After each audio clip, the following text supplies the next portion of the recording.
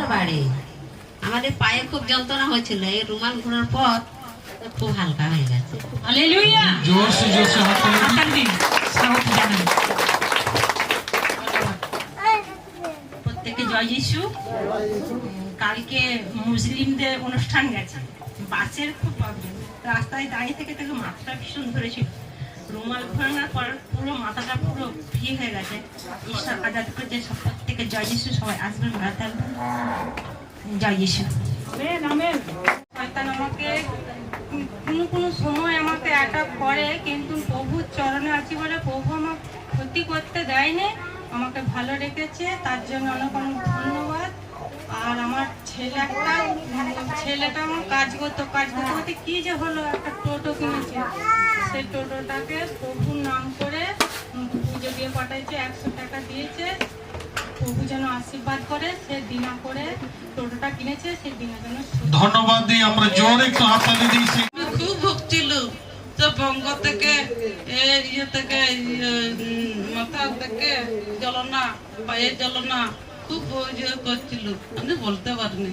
যাই কিছু বলছি সব তোমার না বলছি, খুব ভুগছিল, ভালো হয়ে গেছে এখন। আমরা जोर से হাততালি দিই। জয় যিশু। বাড়ি, আমরা প্রভু যিশুর কাছে আসি, আমরা খুব সুন্দর আছি ঈশ্বরের আশীর্বাদে। আর আমরা একটা পুরনো গাড়ি পেয়েছি, কিনেছি, তার জন্য 500 টাকা ঈশ্বরের কাছে দান করছি। হালেলুয়া। কার গাড়ির দরকার? যেমন বসছিলাম আমি 2-3 দিন, তাহলে মাঠটাকে ফোন করার পর তারপর থেকে একটু ভালো সুস্থ আছি। গল্প ছিল একদম, ভরা ছিল, যেমন ভরা ছিল। হ্যাঁ, কেউ আছে, এখন কেউ নেই। তাহলে ইদি, আমি 6-7 বছর আসছি, আমি খুব ভালো আছি, খুব ভালোই ছিলাম। কালকে সন্ধ্যেবেলায় হঠাৎ আমার কি পায়ে যন্ত্রণা, আমি পাটাকে সোজা করতেও পারছি না, উঠতেও পারছি না, আমার ঘুম হয়নি। কালকে আবার সিস্টার পাস্টারকে ফোন করলাম, যে এমনি আমাকে প্রার্থনা করে দিল, তখন থেকে আমি অনেক ভালো, অনেক সুস্থ আছি। সবাই আমরা जोर से হাততালি দিই। যন্ত্রণা আমার সব পবিত্র হয়েছে। এখন রোগ জ্বালা যন্ত্রণা, অর্থ, মাথার যন্ত্রণা, মাথা ঘোরা, সব যন্ত্রণা সব তুলে নিয়েছে। আমি সব সুস্থ এখন, খুব ভালো। হালেলুয়া। আমার মাথাটা খুব ধরেছিল, তার মাথা তুলতে পারছিল না, একদিকটা রুমালটা ঘোরার পরে মাথা যন্ত্রণা কমে গেছে। হালেলুয়া। হালেলুয়া।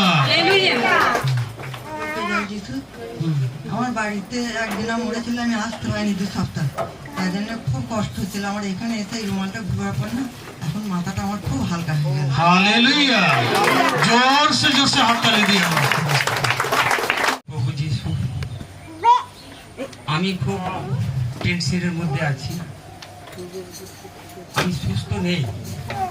আমি প্রভুকে ডাকছি, জানি না আমি কিভাবে ডাকে আমি বলতে পারছি না। তবে বাপ আর ছেলের সঙ্গে সম্পর্ক নেই,